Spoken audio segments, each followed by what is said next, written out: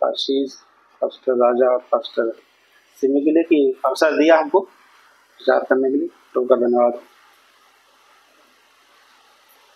जैसा कि आज हम देख रहे हैं कि सारी दुनिया आज माउंडी थर्सडे, जिसको पवित्र बृहस्पतिवार कहते हैं, मना रही है। और माउंडी थर्सडे बाइबल में एक महत्वपूर्ण दिन बताया गया है कि जब यीशु मसीह और उनके शिष्यों के बीच में अंतिम भोज की घटना को याद दिलाता है। यह दिन गुड फ्राइडे के पहले और ईस्टर सप्ताह के दौरान मनाया जाता है। माउंडी शब्द जो आया है एक लैटिन शब्द है मैंडाटुन, उससे लिया गया है, जिसका अर्थ है आज्ञा या आदेश। और यह वो आदेश है जो यीशु मसीह ने अपने चेलों को अंतिम भोज के दौरान भी दिया था, यानी आज के समय में। हालांकि ये आज्ञा पुराने नियम में भी लिखी, अगर लंबे व्यवस्था की किताब में पढ़ा जाए तो वहां पर भी ये लिखी हुई है। और यहाँ यूहन्ना 13 और 34 में लिखा है कि मैं तुम्हें एक नई आज्ञा देता हूं कि तुम एक दूसरे से प्रेम रखो। इस दिन प्रमुख 3 घटनाओं के विषय में चर्चा की गई है। आज की शाम में जो माउंडी थर्सडे जब मनाते हैं तो प्रभु यीशु मसीह जब वहां पर उपस्थित थे तो वहां पे 3 घटनाएं जो होती हैं उनका हम आज की शाम में जिक्र करना चाहेंगे। जिसमें पहली घटना है कि प्रभु यीशु मसीह अपने चेलों के जो है पैरों को धोते हैं। दूसरी घटना है अंतिम भोज के विषय में। जैसा कि हम लोग देख रहे हैं कि यहाँ पे प्रभु की मेज लगी हुई है, इस घटना का जिक्र है। और उसी दौरान में एक नई आज्ञा के विषय में भी परमेश्वर प्रभु यीशु मसीह अपने चेलों को दे रहे होते हैं। तो हम बारी बारी से एक एक करके देखेंगे कि सबसे पहले देखेंगे प्रभु यीशु मसीह ने, जैसा कि अभी जो पढ़ा गया था उसमें हम लोगों ने देखा था कि प्रभु यीशु मसीह अपने चेलों के जो है पैर धो रहे हैं। तो प्रभु यीशु मसीह अपने चेलों के पैर क्यों धो रहे थे? इसका अर्थ ये बतलाता है कि यीशु ने अपने शिष्यों के पैर धोकर सेवा नम्रता का कार्य शुरू किया।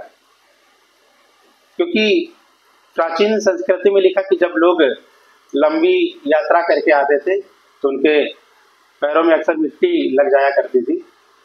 और जब किसी के घर में मेहमान नवाजी के लिए जाया करते थे तो वहां पर उनके पैरों को धोने के लिए सेवक को नियुक्त किया जाता था। और वो सेवक उनके पैरों के धोने का काम करता था। यह कार्य अगर देखा जाए तो बहुत ही निम्न स्तर का था, पैरों को धोना, क्योंकि यह कार्य अक्सर नौकरों को दिया जाता था कि वो करे। लेकिन जो हमने पढ़ा वहां पे देखा कि हमारे प्रभु यीशु मसीह ने अपने चेलों के पैर धोए थे। लेकिन कई बार ये भी देखा गया कि ये कार्य जो घर में जो बड़े लोग होते हैं उनको भी करने का मौका मिलता है। वो कब करते हैं? जब उन्हें किसी का विशेष सम्मान प्रदर्शित करना हो, विशेष जो है सम्मान उनको दे रहे हैं। तो इस घटना से हमें क्या शिक्षा मिलती है? आज हम देखेंगे कि जो प्रभु यीशु मसीह ने अपने चेलों के जो पैर धोए थे, एक नौकर का काम जो किया उन्होंने, इस घटना से हम क्या सीखते हैं? तो इसमें 2 बातों को हम विशेष कर देखेंगे। सबसे पहली बात जो हम देखेंगे वो है विनम्रता और सेवा का उदाहरण। अगर कोई हमारे साथ निकाल दे यूहन्ना उसका 13 अध्याय और उसका 14 पद। यूहन्ना 13 उसका 34 पद।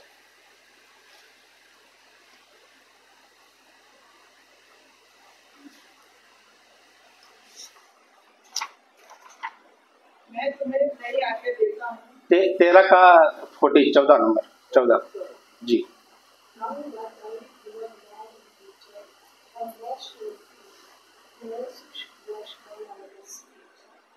यदि मैंने प्रभु और गुरु होकर तुम्हारे पांव धोए, जी, तुम्हें भी एक दूसरे के पांव धोना चाहिए। यहाँ पे यीशु ने अपने शिष्यों के पैर धोकर सेवा और विनम्रता दर्शाई। कहते कि यदि मैं प्रभु होकर, परमेश्वर होकर तुम्हारे पैरों को धो सकता हूं, तो तुम्हें भी जो है एक दूसरे के पैर धोना चाहिए। चेलों का पैर धोना उनके पापों के धोने के संबंध में दर्शाता है। तो प्रभु यीशु मसीह ने अपने चेलों के पैरों को धोया था, तो ये चिन्ह दिखाता है कि वो उनके पापों को धो रहे होते हैं।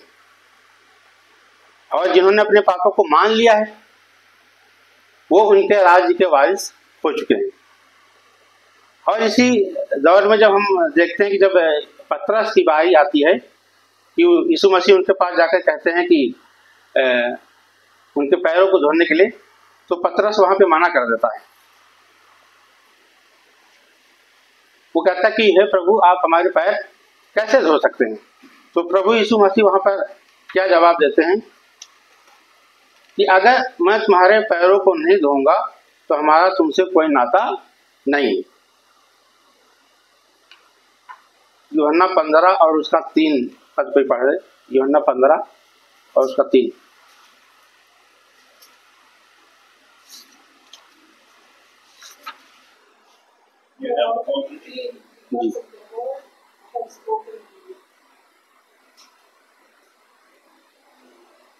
हिंदी में लिखा कि तुम उस वचन के कारण जो मैंने तुमसे कहा है शुद्ध हो चुके हो।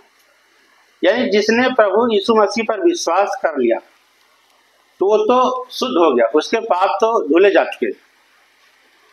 लेकिन जो विश्वास नहीं किया उसको कहने का तात्पर्य है कि प्रभु वहां पे कह रहे हैं कि उसको स्नान करने की जरूरत तो नहीं, लेकिन पैरों को धोने की जरूरत है। इसलिए प्रभु यीशु मसीह जब पतरस के पास जाते हैं तब पतरस कहता है कि हे प्रभु, अब मेरे पैर ही नहीं बल्कि अब मेरे सिर और हाथ पैरों को भी धो दे, क्योंकि वो चाहता था कि वो उनके साथ अच्छा संबंध बनाए रखे। हम सब प्रभु यीशु मसीह को अपना व्यक्तिगत प्रभु मानकर आत्मिक स्नान तो कर चुके हैं। जब हम दुनियावी दौर में जीते हैं, जब हम समाज में जीते हैं, तो कई बार हमसे जो है जाने अनजाने में गलती हो जाती है, जाने अनजाने में हमसे पाप हो जाते हैं। तो आवश्यक है कि हम अपने पापों को नियमित रूप से प्रभु के पास आकर कहें कि हम प्रभु पापी हैं। अगर पहला यूहन्ना उसका पहला अध्याय और उसका 9 पद पढ़ रहे।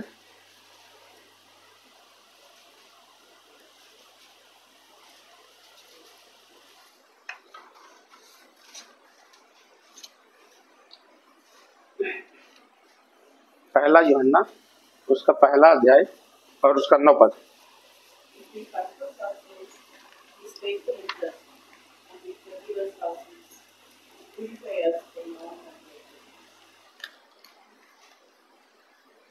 हम अपने पापों को मान ले जी, तो हमारे पापों को क्षमा करने और हमें सब अधर्म से शुद्ध करने में विश्वास योग्य और योग्य है।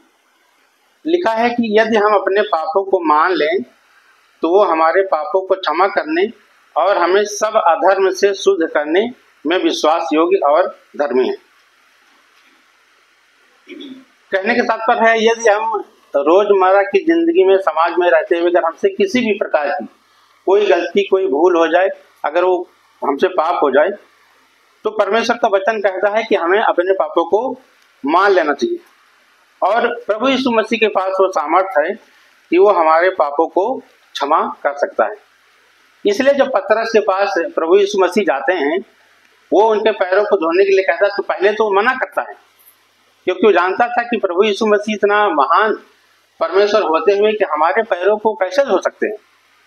लेकिन जब पतरस को इस बात का यकीन हो गया कि इसका संबंध इस बात से है कि वो हमारे पापों को धो रहा है, अपने साथ हमारे एक नए रिश्ते को बना रहा, तो पतरस ने कहा कि प्रभु हमारे पैरों को भी नहीं बल्कि हमारे सिर और हाथ को भी धो दीजिए, क्योंकि प्रभु कहता है कि पाप का प्रभु से कोई नाता नहीं है। पाप का प्रभु से कोई नाता नहीं है। अगर कोई व्यक्ति ये समझता है कि हमने अपने जीवन में कोई पाप किया ही नहीं, तो प्रभु का वचन बताता है कि वो झूठा है, वो झूठा है। जैसा कि हम लोगों ने अभी पढ़ा था कि अगर हम अपने पापों को मान लें तो परमेश्वर हमें जो है हर एक प्रकार के पापों से शुद्ध करने में विश्वास योग्य है। तो पहली घटना यहाँ पे जो प्रभु यीशु मसीह ने अपने वचनों के द्वारा सिखाया, पैरों के धोने के द्वारा चेलों के, कि जो महान कार्य नौकरों का था वो प्रभु यीशु मसीह ने इसलिए करके दिखाया ताकि वो हमारे साथ एक अच्छा संबंध बना सके।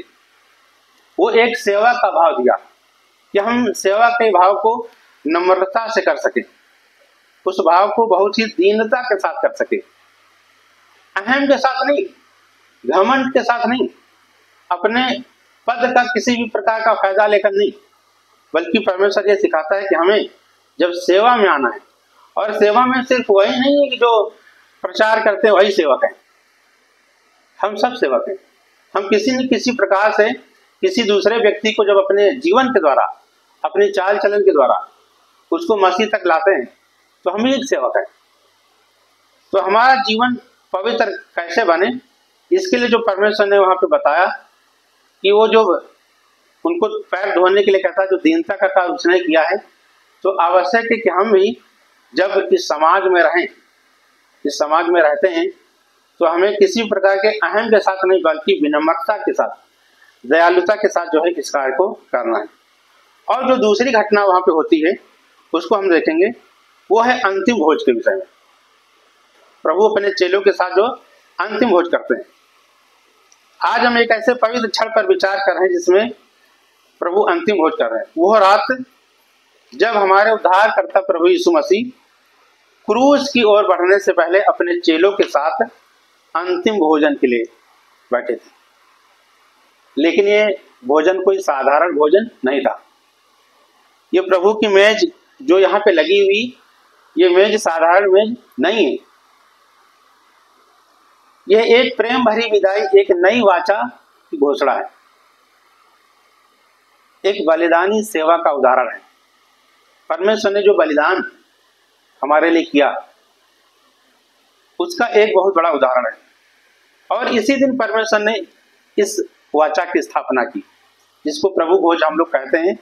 इसी दिन से आज तक कि हम लोग उनकी याद में, उनके बलिदान को याद करने के लिए, उनके बलिदान को याद करते हुए इसको मनाते हैं। अगर लूका उसका 22 अध्याय और वहां पर 19 पद में पढ़ें, जब वो भोजन के लिए बैठे थे तो उन्होंने इस क्रिया को किस तरह से प्रारंभ किया था। लूका 22 और उसका 19 पद।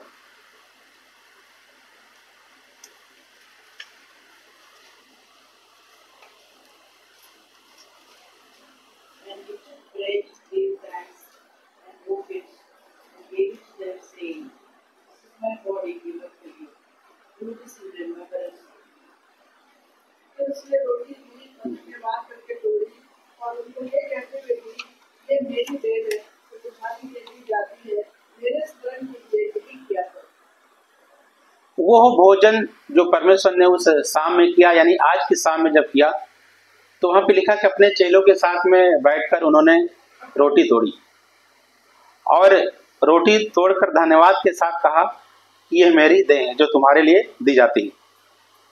वह रोटी प्रभु यीशु मसीह को दर्शाती है, क्योंकि प्रभु का वचन यूहन्ना 6:35 कहता है कि वो जीवन की रोटी है। उसका शरीर तोड़ा गया। यीशु ने अपने शरीर को और अपने जीवन को हमारे पापों की खातिर दिया।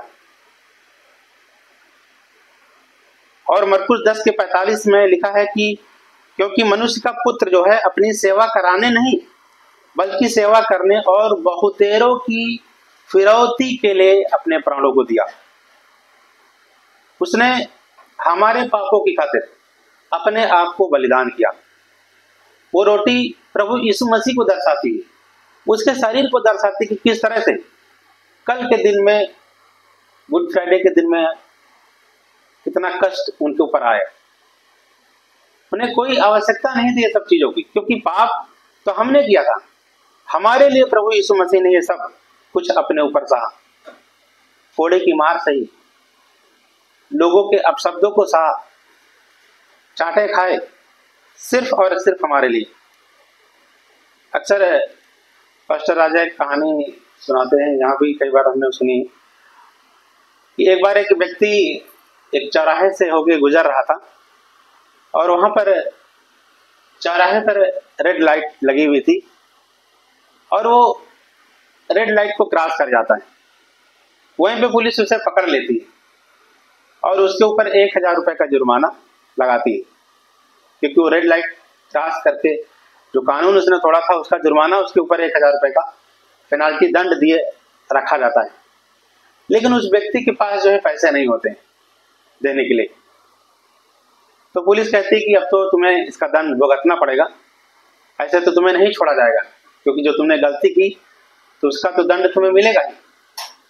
लेकिन तभी वहां पे उसके चाचा गुजर रहे होते हैं, वो देखते हैं अपने भतीजे को, कहते हैं क्या हुआ, तो बताता कि हमसे गलती हो गई और हमारे ऊपर ये सजा रखी गई। तो उसके चाचा वो 1000 रुपए का जुर्माना अपनी तरफ से भरते हैं और वो भतीजा छूट जाता है। तो दंड तो जो गलत काम किया तो वो तो भतीजे ने किया, लेकिन चाचा के द्वारा दंड लेने के कारण वो भतीजा आजाद हो गया। वही प्रभु यीशु मसीह ने हमारे जीवन में किया। प्रभु यीशु मसीह ने हमारे खातिर अपने आप को बलिदान किया, अपने शरीर को तुड़वाया, अपने आप को दीन किया कि हम आजाद हो सके।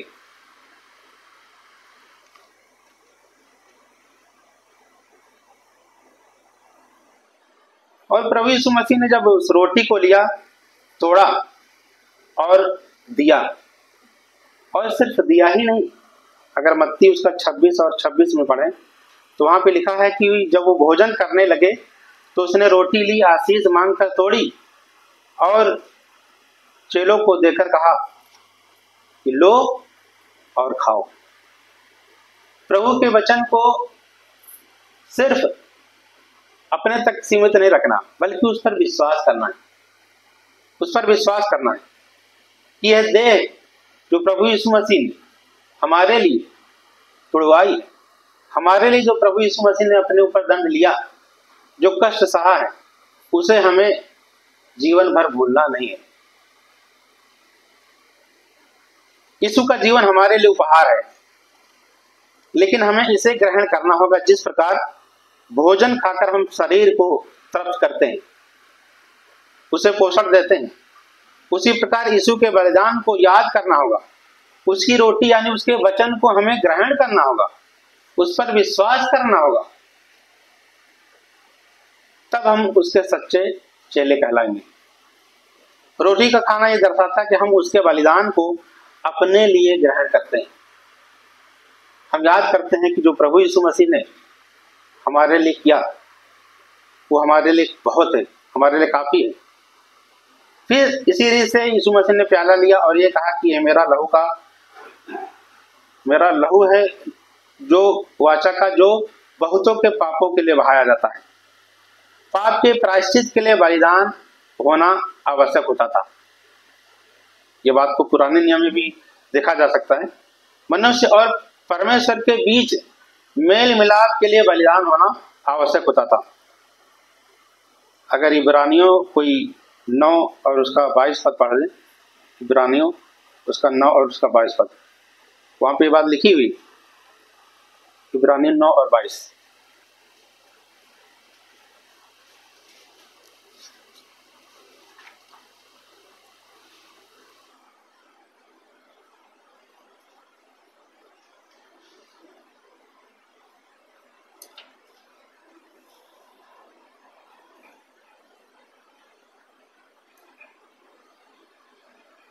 तो यह है कि व्यवस्था के अनुसार प्राय सब वस्तुएं लहू के द्वारा शुद्ध की जाती है और बिना लहू बहाए पापों की क्षमा नहीं। लिखा है कि बिना लहू बहाए पापों की क्षमा नहीं। प्रभु यीशु मसीह ने हमारे लिए लहू को बहाया, हमें पापों से मुक्ति मिली, क्योंकि प्रभु यीशु मसीह ने सलीब पर अपने आप को बलिदान किया। आदम हवा ने, पुराने नियम में आदम हवा ने भी पाप किया, परमेश्वर के विरुद्ध पाप किया, तब परमेश्वर ने जानवर की खाल देकर उन्हें ढांपा। ये पहला बलिदान था जो उत्पत्ति की किताब में दर्शाया गया। तब से लेकर मूसा की व्यवस्था तक यह बलिदान का उद्देश्य रहा है कि पापों की क्षमा के लिए बलि आवश्यक रही है। परंतु यीशु ने बलिदान करके सबके लिए, एक बार के लिए नहीं, लिखा कि सबके लिए एक ही बार उस काम को पूर्ण कर दिया। इब्रानियों 10:10 में लिखा कि इसी इच्छा के द्वारा यीशु मसीह की देह है कि एक ही बार सदा के लिए बलिदान चढ़ाए ना जाने से हम पवित्र किए गए। प्रभु यीशु मसीह के एक ही बार के बलिदान के द्वारा हम पवित्र हो सके। अब हमें बार बार बलिदान करने की जरूरत नहीं है।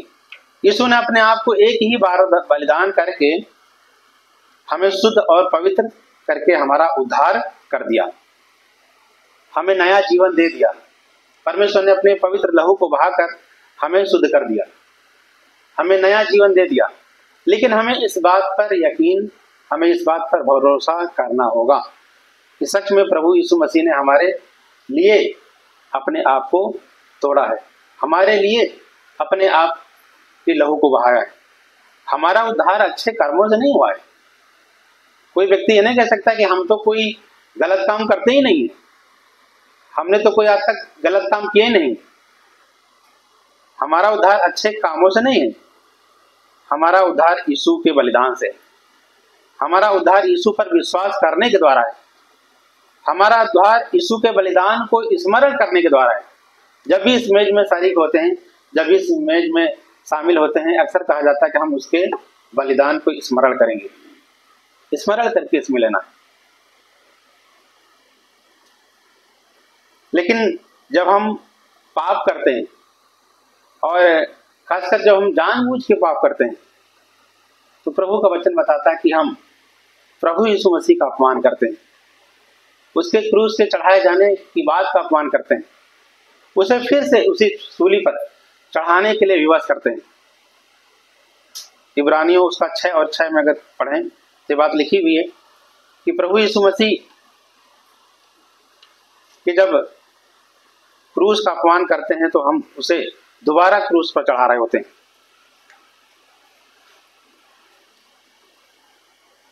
प्रभु भोज की जो रस्म प्रभु यीशु मसीह ने रखी, जो आज की शाम में उन्होंने भोजन करके माउंडी थर्सडे में जो स्थापित किया था, वो एक परंपरा भी है और इसको उस रीत से ना ले कि एक प्रथा है।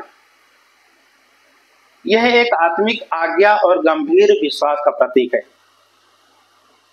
जो स्वयं प्रभु यीशु मसीह ने स्थापित किया।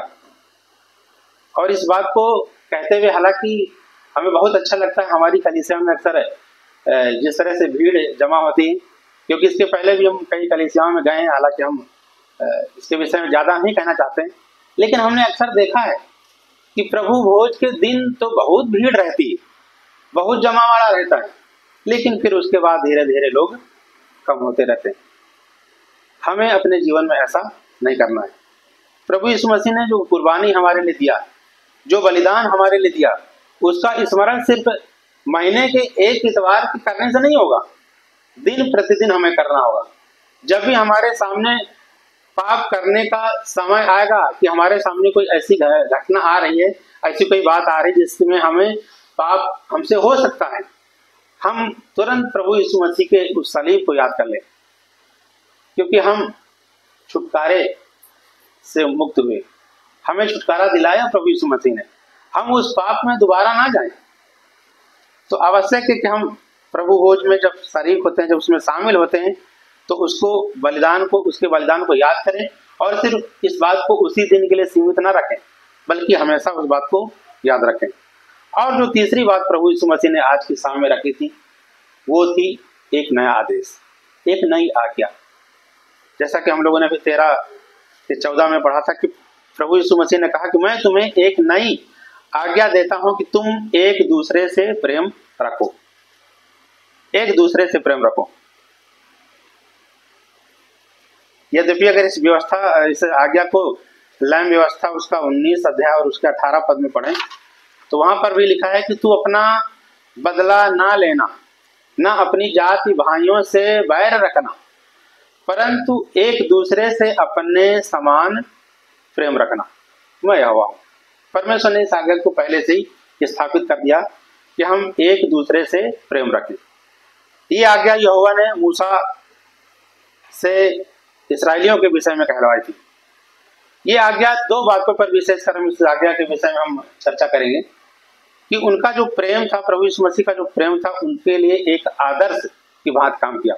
अगर कोई इफिसियों उसका 5 अध्याय और उसका 2 पद पढ़ दे तो वहां पे प्रेम के विषय में लिखा हुआ है, इफिसियों 5 और उसका 2 अध्याय।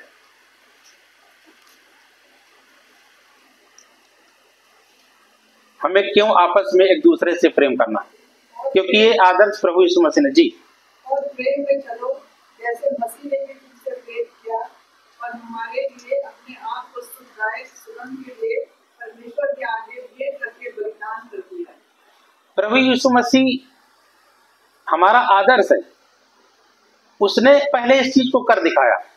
प्रभु यीशु मसीह ने चेलों के पैर धोकर विनम्रता और सेवा का कार्य कर दिखाया। प्रभु यीशु मसीह ने सिर्फ कहा नहीं कि ये काम करना चाहिए, बल्कि उन्होंने स्वयं किया। एक उदाहरण लोगों के सामने प्रस्तुत किया कि जब हम गुरु होकर इस कार्य को कर सकते हैं तो तुम्हें भी करना है। प्रभु यीशु मसीह ने यहाँ पे लिखा कि प्रेम में चलो जैसे मसीह ने भी हमसे प्रेम किया। हम इस लायक नहीं थे कि वो हमसे प्रेम करता, हम इस लायक नहीं थे कि उसका अनुग्रह हम पर होता, लेकिन उसने फिर भी हमसे प्रेम किया ना, हमसे प्रेम किया। हमारे पापों को उसने क्षमा किया, हमारी खातिर उसने अपने शरीर को तोड़ा, हमारे खातिर उसने अपने लहू को बहाया। तो जब वो हमसे प्रेम कर सकता है तो जो आज्ञा दे रहा है कि हमें भी क्या करना है, आपस में प्रेम करना है। इस प्रकार हम अपने शरीर को जीवित, पवित्र और परमेश्वर को भावता हुआ बलिदान कर सकते हैं। आपस में प्रेम करके हम अपने शरीर को जीवित, पवित्र और परमेश्वर को भावता हुआ बलिदान कर सकते हैं। पर कैसे? प्रश्न आता है कि हम कैसे कर सकते हैं? पाप से दूर रहकर जीवन जिए। प्रभु का वचन कहता है कि पाप से दूर रहकर पवित्र जीवन जिए। पहला कुरिन्थियों उसका 6 अध्याय और उसके 9 पद में अगर पढ़ें तो वहां लिखा कि हमारा शरीर परमेश्वर का मंदिर है। जब हम अपने विचारों, एक एक बात पे अगर ध्यान दें कि किन बातों से हम प्रभु के वचन में बने रह सकते हैं, उसकी आज्ञा को जो उसने दिया है हम उसको अपने हृदय में रख सकते हैं कि हम आपस में प्रेम कैसे करें, एक दूसरे से प्रेम कैसे करें। तो हमें क्या करना होगा कि हमें अपने विचारों, अपने कर्मों और शब्दों को पवित्र रखना होगा। हमें अपने विचार, कर्म यानी काम और शब्दों में पवित्रता रखनी, तो हम अपने शरीर को पवित्र बलिदान के रूप में कर सकते हैं। इसके लिए हमें क्या करना है? जैसा कि लिखा कि अशुद्ध विचारों से हमें बचना है, अशुद्ध विचारों से बचना है, गलत संगति, बुरी आदतों से हमें बचना है, आत्मिक आज्ञाकारिता में चले, परमेश्वर की इच्छा को जाने, परमेश्वर की इच्छा को जाने और उसके अनुसार चलना एक सच्चा बलिदान है। परमेश्वर की इच्छा को जाने और उसके अनुसार चलें, यही एक सच्चा बलिदान है। जैसे मसीह आज्ञाकारी रहा वैसे ही हमें भी आज्ञाकारी रहना है। लेकिन ये आज्ञाकारिता कैसे आएगी? जब प्रतिदिन प्रभु के वचन को पढ़ा जाएगा और उसका मनन किया जाएगा। हर एक मैसेज में यही एक संदेश रहता है, सबसे महत्वपूर्ण और बहुत ही जरूरी और आवश्यक कार्य अगर कोई है तो प्रभु के वचन का पढ़ना और प्रार्थना करना। ये मुख्य कुंजी है परमेश्वर के प्रेम में बने रहने के लिए, अपने आप को पवित्र रखने के लिए, पाप में से बचे रहने के लिए आवश्यक है कि हम परमेश्वर के वचन को पढ़ें और उसका मनन करें, प्रार्थना में समय बिताएं, आत्मा की अगुवाई में चलें। जो विश्वासियों के समूह के बाहर हैं, बहुत आवश्यक बात यह भी है, जो विश्वासियों के समूह के बाहर हैं, हम तो सब विश्वासी हैं, हम तो सब प्रभु यीशु मसीह को जानते हैं, हम तो सब उसके बलिदान को समझते हैं, इस मेज की अहमियत को हम जानते हैं, इसको हम पवित्रता से ग्रहण करते हैं। लेकिन जो समाज में और लोग हैं जो प्रभु यीशु मसीह को नहीं जानते हैं, उनके लिए हमें एक नमूना बनना पड़ेगा। हमें यीशु मसीह की आज्ञाओं को गंभीरता से लेना है और जो विश्वासियों के समूह के बाहर हैं उनके लिए एक गवाही का जीवन जीना है। हमारे जीवन के द्वारा दूसरे लोग कह सकें कि यह प्रभु यीशु मसीह को अपने जीवन में जानते हैं। अगर हमें और उनके चाल चलन में, हमारे और उनके कर्मों में, हमारे और उनके बोली भाषा में, व्यवहार में कोई अंतर नहीं, तो हम कैसे साबित कर पाएंगे कि हम प्रभु यीशु मसीह के चेले, हम प्रभु यीशु मसीह को जानते हैं? अपने जीवन के द्वारा, अपने जीवन की पवित्रता के द्वारा, अपने जीवन की गवाही के द्वारा उन विश्वासियों, उन लोगों को जो विश्वासियों के समूह के बाहर हैं, कहने मतलब जो प्रभु यीशु मसीह को नहीं जानते हैं, उनको हम अपने जीवन के द्वारा दिखा सकते हैं कि परमेश्वर हमसे प्रेम करता है। वो जैसे हमारे उसने पापों को क्षमा किया, वो आपके भी पापों को क्षमा करने योग्य है। उसके पास आने की आवश्यकता है। तो जो प्रभु यीशु मसीह जिन आज्ञाओं को देता है, जो वचनों को देता है, तो क्या वो कठिन है? अगर पहला यूहन्ना उसका 5 और 3 में पढ़ें, कोई पढ़ दीजिए, पहला यूहन्ना उसका 5 अध्याय और उसका 3 पद। प्रभु यीशु मसीह की आज्ञाओं के विषय में लिखा। कई बार तो हमको लगता है कि बड़ी कठिन चीजें।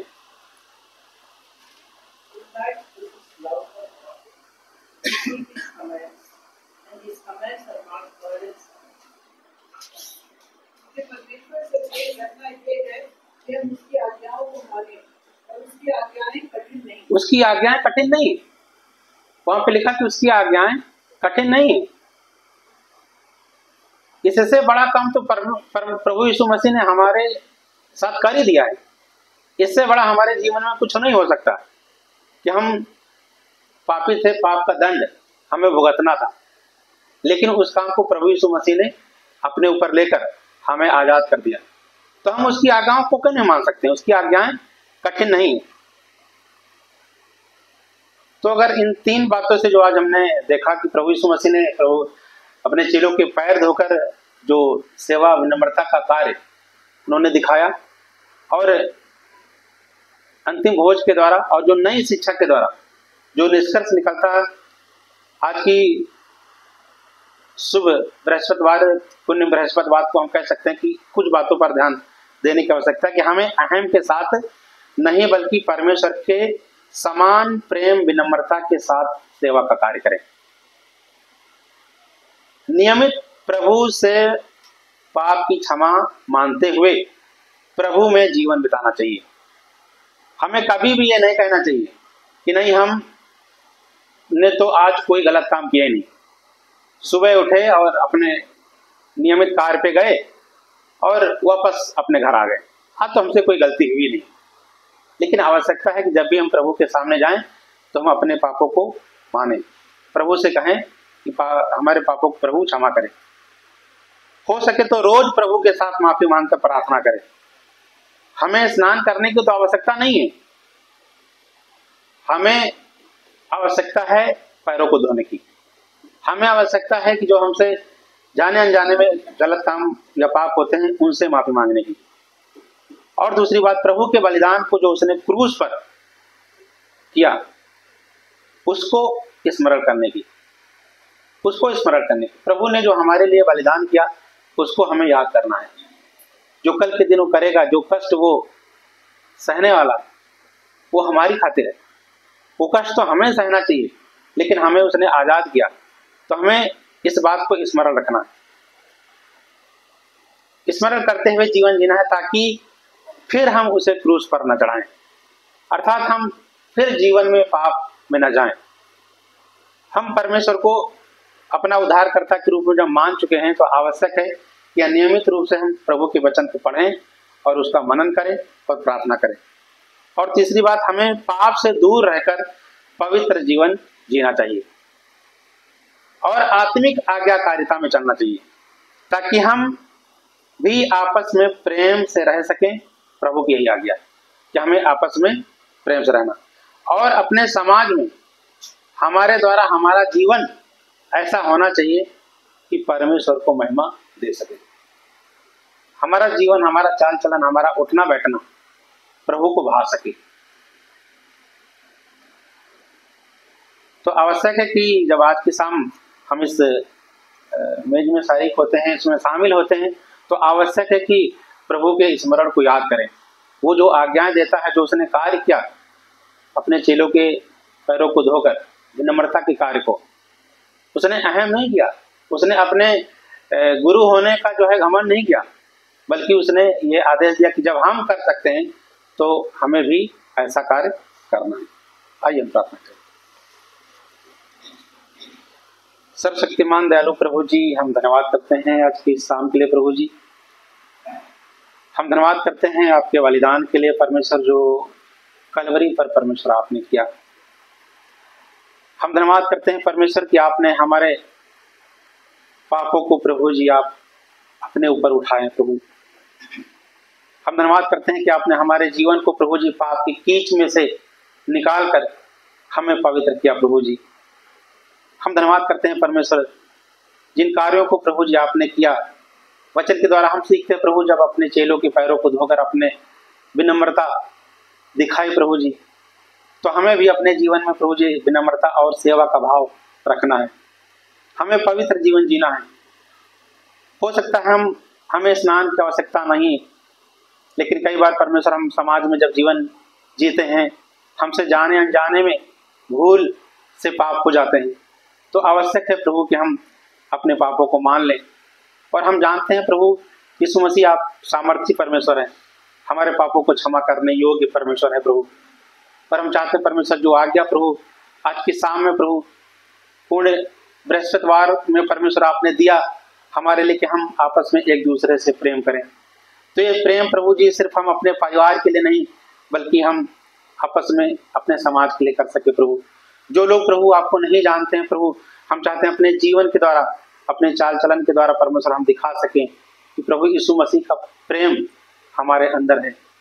हमारे जीवन को देखकर प्रभु जी वो आपके नाम को धन्य कह सकें, आपके नाम को प्रभु जी पहचान सके, आपकी नजदीकी में प्रभु जी आज आ सके। प्रभु जी, हम चाहते हैं परमेश्वर इस वचन के द्वारा पढ़े जाने से, सुने जाने से, परमेश्वर समझने के द्वारा प्रभु हम चाहते कि आप हमें सामर्थ्य दे प्रभु, ताकि आने वाले दिनों में प्रभु जी हम आपके बलिदान को याद कर सके। प्रभु जी, जो बलिदान परमेश्वर आपने हमारी खातिर किया प्रभु, उसको हम याद कर सके। प्रभु, जो देह को परमेश्वर आपने हमारे लिए तोड़ा प्रभु, हम चाहते हैं उसको स्मरण करते हैं। सच में परमेश्वर आपने निर्दोष मेमने का कार्य जो किया प्रभु हमारे लिए प्रभु, उसके लिए हम धन्यवाद करते प्रभु। हम चाहते हैं परमेश्वर की ये वचन हमारे हृदय में रह सके प्रभु। जब यहाँ से समाज में जाते हैं प्रभु जी, वहाँ फिर हमारे लिए प्रभु जी हम चाहते हैं कि वो फलदायी हो सके प्रभु। अपने जीवन के द्वारा प्रभु हम बहुत सारे लोगों को प्रभु हम दिखा सके कि एक सच्चा परमेश्वर जो अभी भी हर एक जन के लोगों के पापों को धोने के लिए तैयार है, उनके जितने भी अपराध हैं उनको क्षमा करने के लिए तैयार है प्रभु। सब बातों में परमेश्वर हम आपके नाम को धन्य कहते हुए इस प्रार्थना को यीशु मसीह के नाम से मांगते हैं, आमीन।